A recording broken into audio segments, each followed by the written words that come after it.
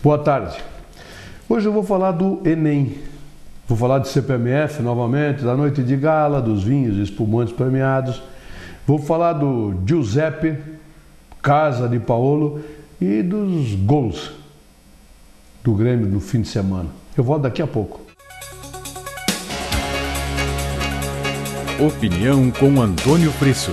Oferecimento Ludfor Consultoria em Energia. www.ludfor.com.br. O ano era 1982, eu lecionava no Colégio Aparecida na época e percebia nos alunos do terceiro ano a preocupação que eles tinham com o vestibular. Já naquela época, em 82, isso me levou a mandar várias correspondências para o então ministro da Educação, Arnaldo da Costa Prieto.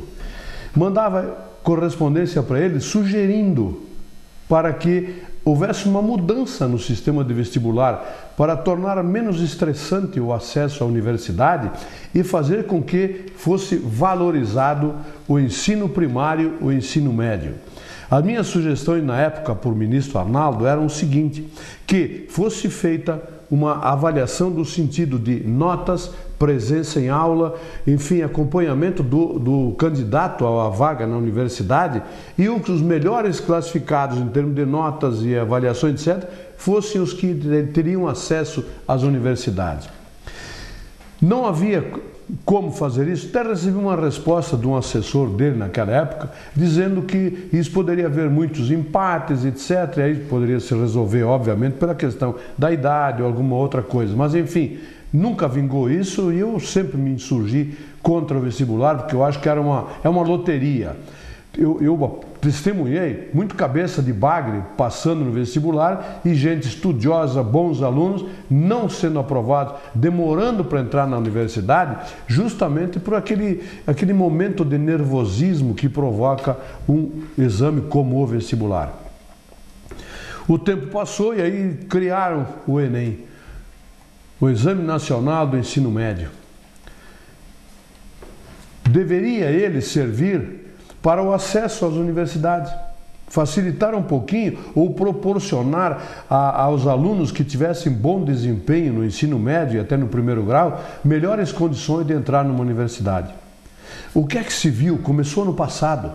Pô, mas não tem nada que possa se fazer nesse país que não tenha um bando de canalhas sem vergonhas, corruptos, seja lá o que for, por trás disso. O Enem foi boicotado no ano passado, não tem nenhuma dúvida disso. Sabotado.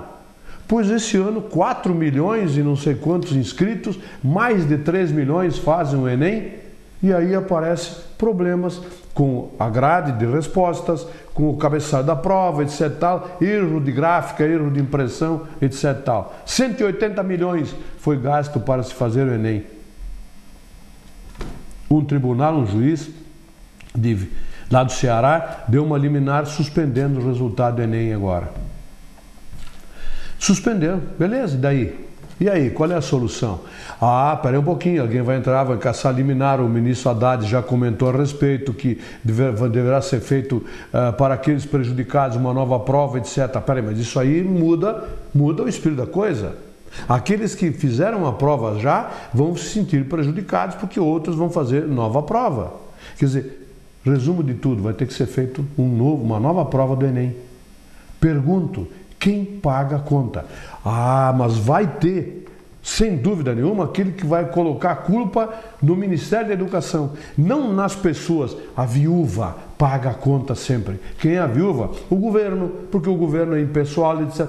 Pô, mas está na hora de responsabilizar as pessoas que fizeram aquilo, que cometeram um erro, proposital ou não importa, mas as pessoas que cometeram o erro é que tem que pagar. E isso tem que ser norma constitucional. Não é mais possível se ver uma Petrobras, por exemplo, ter um vazamento de óleo, um acidente ecológico, multa-se a Petrobras. Espera um pouquinho, a Petrobras é viúva, ela não decide por si, quem decide são as pessoas.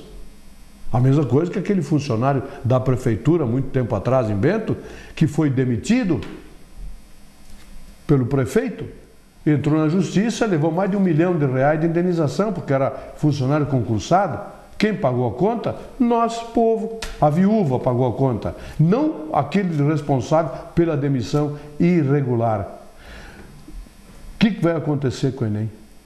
Tomara que pessoas sejam realmente e exemplarmente punidas para que isso não volte a se repetir. Uma vez, 2, 3 não. 3 é insuportável.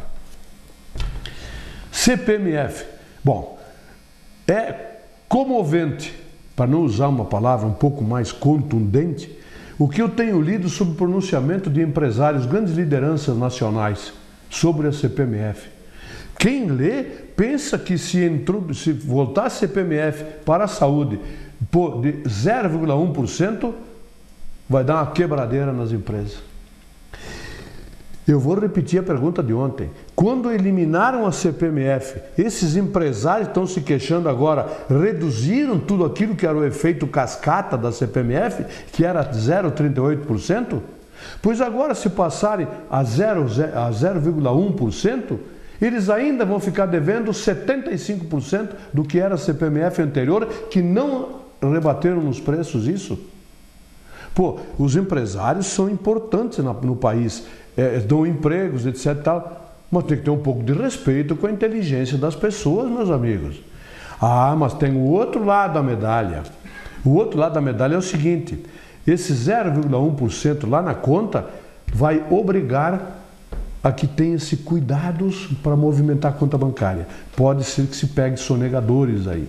Sonegadores, aquele dinheiro que entra assim de forma ilícita, digamos, que as pessoas não têm como declarar no imposto de renda, etc. e tal. Será que é esse o medo do 0,1%? Porque se dizer que mas se cria-se uma nova CPMF, ela não vai para a saúde, isso é conversa para boi dormir. Se houver gestão, uma lei específica definindo o Fundo Municipal da Saúde, Fundo Estadual, Fundo Nacional para os repasses devidos, com as devidas restrições a quem pode ou não autorizar, eu não tenho nenhuma dúvida de que a CPMF de 0,1%, vejam bem, 0,1%, eu repito o exemplo de ontem, quem ganha R$15 mil por mês ia ter um custo mensal de R$15. Por favor, uma empresa que fatura R$1 milhão, que custo teria se todo o dinheiro circulasse pelos bancos? É só verem que estão devendo da outra, viu? O Paulo Scaff lá da Fiesp de São Paulo, vocês estão devendo o 0,38% que foi eliminado da outra, da CPMF lá. Não é essa de 0,1% que vai quebrar a empresa, não. Respeitem a inteligência das pessoas. Querem o quê? A opinião pública contra os empresários? Por favor, arrume outra, essa é fria. Opinião com Antônio Frissur. Oferecimento Ludfor Consultoria em Energia. www.ludfor.com.br